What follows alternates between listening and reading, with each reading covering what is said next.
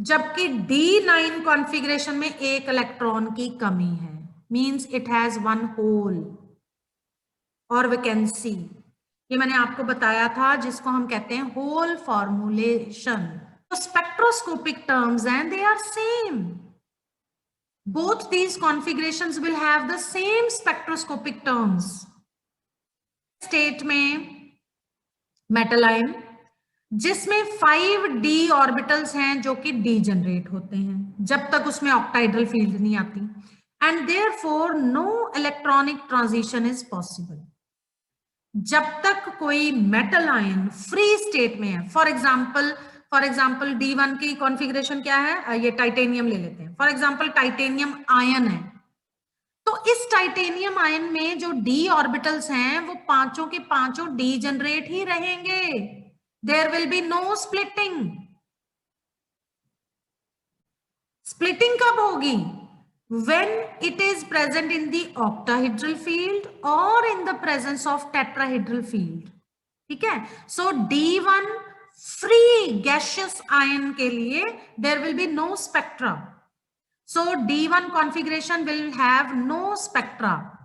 however, when this is in complex form, जब हम इसी आयन को कॉम्प्लेक्स फॉर्म में लेंगे तो electrostatic field of ligands will split the d orbitals into two groups, T2g and Eg। d जो है वो स्प्लिट अप हो जाएगा into two levels, Eg and T2g level. किसमें? ऑक्टाहेड्रल फील्ड में, राइट। और अगर मैं कहूं टेट्राहेड्रल फील्ड, फिर ये स्प्लिट अप होगा into T2e levels. So this is tetrahedral field. ये आप लोगों ने फर्स्ट चैप्टर में क्रिस्टल फील्ड स्प्लिटिंग में किया हुआ है, just it is a repetition, right. So complex, ठीक है। सो फॉर एग्जाम्पल अगर हम D1 कॉम्प्लेक्स ले लें, यानी कि टाइटेनियम आयन जब कॉम्प्लेक्स बनाता है किसी लिगेंड के साथ, फॉर एग्जांपल वही ले लेते हैं हमारा favourite hexa aqua titanium complex, ये वाला कॉम्प्लेक्स लें। अब इसमें स्प्लिटिंग होगी d ऑर्बिटल्स की, क्योंकि अब ये लिगेंड्स की फील्ड में है, ऑक्टाहेड्रल फील्ड में है, 6 लिगेंड्स लगे हैं, so it is octahedral field. So for example जैसे हमने ये वाला कॉम्प्लेक्स ले लिया या ये वाला कॉम्प्लेक्स ले लिया, ये ऑक्टाहेड्रल फील्ड में है। Now d orbitals will split up, तो d ऑर्बिटल्स की स्प्लिटिंग होगी इनटू टू लेवल्स, जिसको हम कहते हैं this Eg level and T2g level, ठीक है।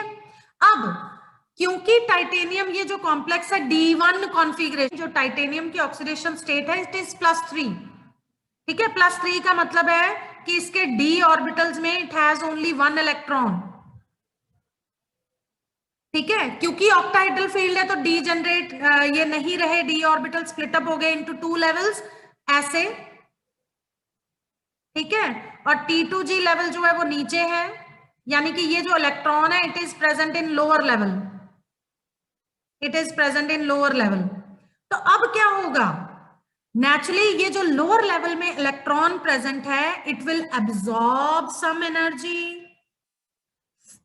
From this visible region, get excited to the higher level, Eg में चला जाएगा, higher level is unstable, it will fall back to the lower level ground state by re-emitting the that radiation, that energy in the form of a radiation।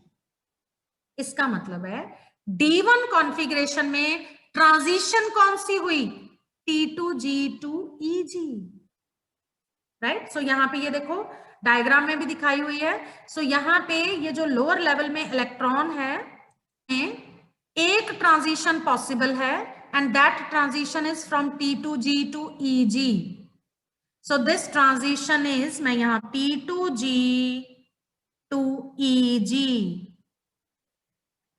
लेकिन फिर से वही बात की ये dd ट्रांजिशन है, राइट। इसका मतलब है ये बहुत स्ट्रॉन्ग स्पेक्ट्रा नहीं देगी because it is Laporte forbidden, लेकिन फिर भी ट्रांजिशंस पॉसिबल होती हैं क्योंकि रिलैक्सेशन इन सिलेक्शन रूल्स, ठीक है। लापोर्टे रूल में देयर इज सम रिलैक्सेशन, और क्योंकि ये ऑक्टाहेड्रल कॉम्प्लेक्स है, परफेक्टली ऑक्टाहेड्रल कॉम्प्लेक्स है, तो ये माना जाता है कि for a fraction of second it will lost centre of symmetry, ठीक है, और वाइब्रेशन होती है मॉलिक्यूल में, जिसकी वजह से there is intermixing of d and p orbitals, जिसको हम कहते हैं vibronic coupling. So this transition is vibronically allowed transition.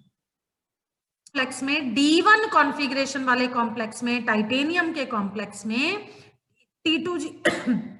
T2G orbitals में एक इलेक्ट्रॉन है जो एनर्जी एब्जॉर्ब करेगा. It will get excited to the higher level EG में, राइट, और वो जो एनर्जी एब्जॉर्ब करता है वो विजिबल रीजन में से एब्जॉर्ब करता है yellow orange light, and naturally excited state से वापस वो फॉल करेगा, री एमिट करेगा energy in the form of radiation, और उसका हमें कॉम्प्लीमेंट्री कलर नजर आएगा. यानी कि येलो ऑरेंज वाला जो उसने कलर एब्जॉर्ब किया, वेवलेंथ एब्जॉर्ब की, उसका कॉम्प्लीमेंट्री कलर हमें पर्पल नजर आएगा, ब्लू ब्लू, यस, या purple. So it will have only one spectra. It will give one band. तो टाइटेनियम वाले कॉम्प्लेक्स में सिर्फ एक ट्रांजिशन होती है T2G से EG, और ये वाला बैंड अपीयर हो रहा है. दिस इज ये वाला बैंड, तो ये बैंड आ रहा है. So it will have only one band corresponding to this peak. और ये पीक को कॉरेस्पॉन्ड करता जो है, इसकी फ्रीक्वेंसी है 20,000 पर सेंटीमीटर, या अगर वेवलेंथ में बतानी है तो इट इज 5000 एंगस्ट्रॉम्स.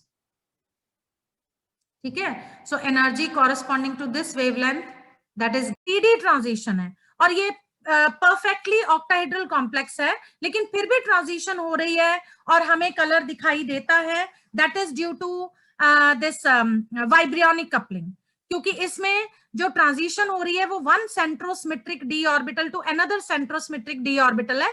तो ये जो है ट्रांजिशंस, ये ला पॉटे फॉरबिडन ट्रांजिशंस है, इसलिए इसकी मोलर एब्जॉर्प्शन जो है वैल्यू वो बहुत कम आती है, that is 1 to 10 only. whereas allowed transitions have epsilon values of about 10,000 and therefore their peaks are very intense. तो उनके peaks जो हैं बहुत intense आएंगे. So this is Laporte forbidden transition because DD transition है. ठीक है, क्योंकि इसकी जो मैग्नीट्यूड ऑफ स्प्लिटिंग है वो डिपेंड करती है नेचर ऑफ लिगेंड्स के ऊपर भी, तो वो भी अफेक्ट करेगी बेटा एनर्जी ऑफ ट्रांजिशन को. See of maximum absorption vary in the spectrum of these complexes, इसीलिए इनकी जो फ्रीक्वेंसी है मैक्सिमम एब्जॉर्प्शन की वो वेरी करती है. और जैसे कि फॉर एग्जांपल टाइटेनेट कॉम्प्लेक्स है तो ये 13,000 पे इसकी एब्जॉर्प्शन होगी, यानी ये एब्जॉर्ब करेगा 13,000 पे, जबकि आपने हेक्सा एक्वा की देखी है तो दैट इज एट 20,000, क्योंकि water is a stronger ligand as compare to chloride या क्लोरो. ठीक है, टेट्राफ्लोरो वाला कॉम्प्लेक्स है तो इसकी एब्जॉर्प्शन 18,900 पे है, क्योंकि फ्लोरो लीगेंड जो है यानी कि जो फ्लोराइड लीगेंड है it is more stronger than chloride and so on. ठीक है, एक्वा का देखो 20,300 पे. ठीक है, हेक्सासाइनो टाइटनेट अगर ये कॉम्प्लेक्स देखते हैं तो इसकी वाटर वाले कॉम्प्लेक्स से भी ज्यादा है, क्योंकि cyanide is a strongest ligand, spectrochemical series में सबसे ऊपर आता है. So therefore these complexes different colours. Naturally इनमें सब में D1 कॉन्फ़िगरेशन है, इन सब में ये सारे कॉम्प्लेक्सेस में सिर्फ एक ही ट्रांजिशन हो रही है T2G से EG, लेकिन सबकी फ्रीक्वेंसी डिफरेंट होगी. वो किसके ऊपर डिपेंड करती है? नेचर ऑफ लीगेंड के ऊपर. अगर स्ट्रॉन्ग फील्ड लीगेंड है तो उसकी फ्रीक्वेंसी ज्यादा होगी, अगर वीक फील्ड लीगेंड है तो उसकी फ्रीक्वेंसी कम होगी.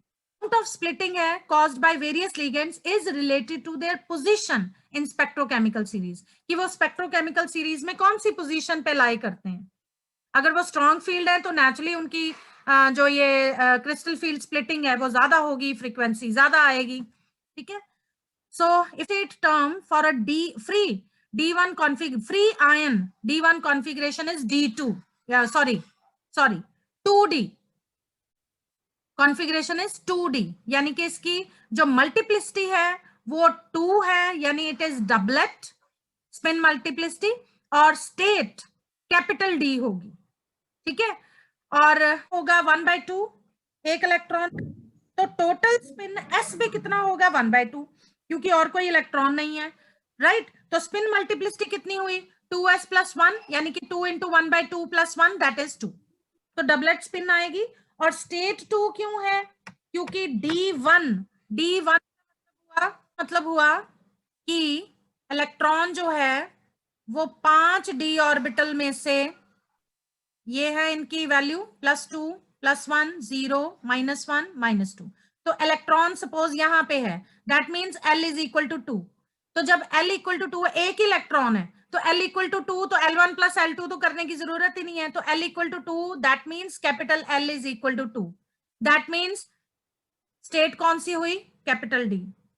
तो D1 कॉन्फ़िगरेशन के लिए ग्राउंड स्टेट टर्म सिंबल है 2D। इनके केस में हम लोग इलेक्ट्रॉन ये नहीं कहते कि इसमें एक इलेक्ट्रॉन की कमी है, हम ये कहते हैं कि इसमें एक होल है, एक वैकेंसी है, राइट। तो D1 की जो स्टेट होगी वो बिल्कुल सेम होगी D9 के साथ। तो D1 की थी 2D, तो नेचुरली D9 की भी होगी 2D।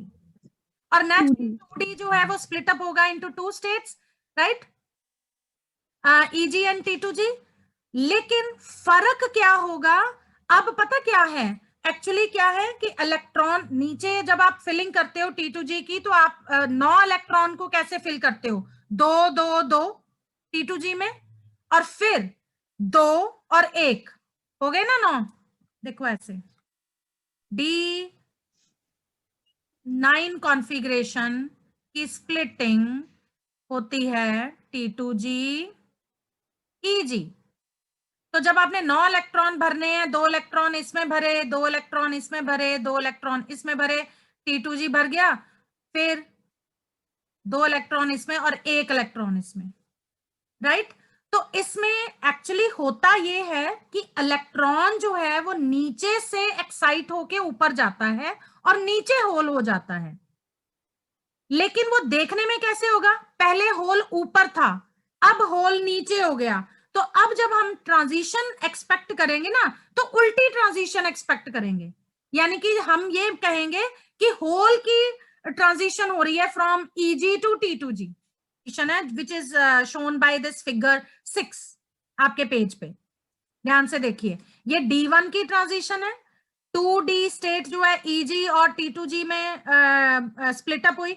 नेचुरली अगर D को स्प्लिट अप कर रहे हो EG और T2G में, तो जो उसकी स्पिन मल्टीप्लिसिटी है वो भी उसके साथ लगाओगे।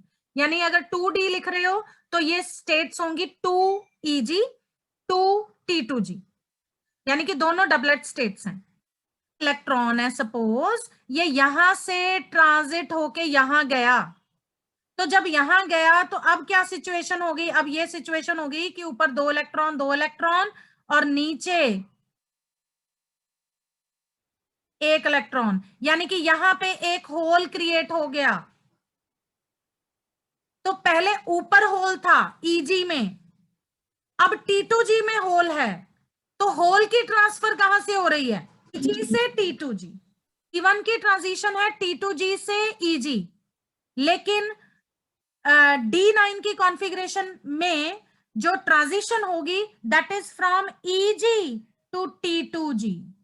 D1 की ट्रांजिशन आप लिखेंगे, D1 यानी कि 2D स्टेट की ट्रांजिशन है फ्रॉम 2T2G टू 2EG। लेकिन जब आप D9 की लिखेंगे, D9 में भी टर्म सिंबल उसको स्टेट को रिप्रेजेंट करता है 2D के साथ, लेकिन आप इसकी ट्रांजिशन लिखेंगे इट इज 2EG से 2T2G। ट्रांजिशन है ना D1 और D9 की, इसको हम इकट्ठे भी शो कर सकते हैं, और उसको शो करते हैं हम विद एन ऑर्गल डायग्राम। ये D9 है, D9 ऑक्टाहेड्रल। तो D9 के केस में T2G ऊपर होगा, EG नीचे होगा, क्योंकि EG से T2G जा रहा है, राइट। और इसकी होगी +4DQ, यहां पे भी वैसे। इसी तरह से D1 जो है उसकी स्प्लिटिंग हो रही है, हो 2 स्टेट्स में ही रही है, लेकिन ट्रांजिशन दिखाने के लिए बिल्कुल ऑपोजिट हो जाएगा। तो D1 ऑक्टाहेड्रल के केस में, ये D1 ऑक्टाहेड्रल है, तो इसमें EG ऊपर आएगा, T2G नीचे आएगा। तो ये ट्रांजिशन दिखा रहा है, देखो ये एरो के साथ ट्रांजिशन दिखा रहा है। सो ये ट्रांजिशन हो रही है, this transition is from T2G to EG and this transition is from EG to T2G.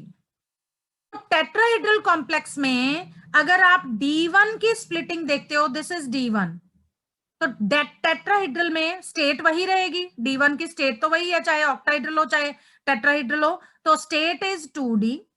तो टेट्राहेड्रल D1 के केस में T2 ऊपर होता है और E2 नीचे होता है, यानी कि इन tetrahedral field for D1 configuration complex the transition is from E2E से लेके 2T तक, यानी कि D1 इन टेट्राहेड्रल कॉम्प्लेक्स स्टेट वही रहेगी 2D, but now the transition is from 2E to 2T। 9 tetrahedral में 2E ऊपर चला जाएगा, 2T2 नीचे आ जाएगा। सीधा देखो ना, ये ऑर्गल डायग्राम बनाने का पर्पस ही ये होता है। ये 2E, इसको सीधी लाइन ऑपोजिट ले जाओ, 2E, 2T2 इसकी सीधी लाइन ऑपोजिट ले जाओ, 2T2। तो एक तरफ आपको बस ये कॉन्फ़िगरेशन याद रखनी है कि D1 टेट्राहेड्रल के केस में कौन सा लेवल ऊपर आएगा, उसके ऑपोजिट D9 का नीचे आ जाएगा। Is it okay? तो D9 की कॉन्फ़िगरेशन में जो ट्रांजिशन हो रही है, इट इज फ्रॉम T2 से 2E। तो this is for D9। D9 tetrahedral complex में जो ट्रांजिशन होगी, दैट इज फ्रॉम 2T2 से 2E। D1 tetrahedral is inverse of D9 tetrahedral as well as D1 octahedral. D9 tetrahedral is inverse of D1 tetrahedral as well as D9 octahedral.